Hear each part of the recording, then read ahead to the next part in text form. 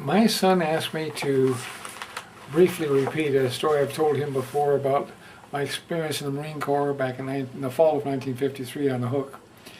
The Hook was an area pretty much on the Marine Corps right flank, where we were on one side of the Hook and the Chinese with North Korea on the other side.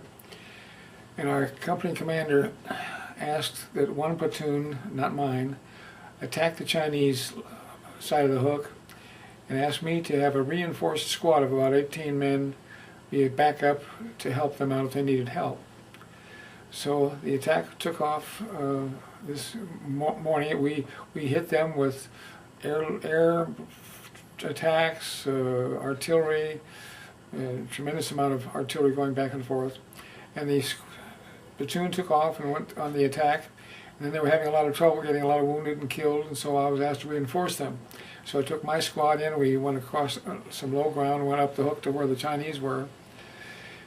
And by the time I got up near the top, my 18 group had fallen down to about 3 people. And just before I continued the attack, I was paralyzed with fear. And I remember saying to God, "God, please give me the courage to go ahead." I got back up and took my other 2 men. We jumped across the top of the Hook, and the Chinese were gone. They had pulled back. I was never so lucky in my life. So I came back over the hill just briefly, and my commanding officer waved me back to come back.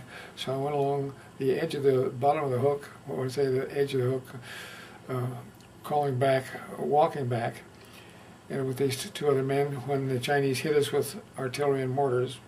And the man next to me was a great big tall guy, about 6'3" or 6'4", had the top of his head blown off. When I say that, just the scalp. You could actually literally see his brain.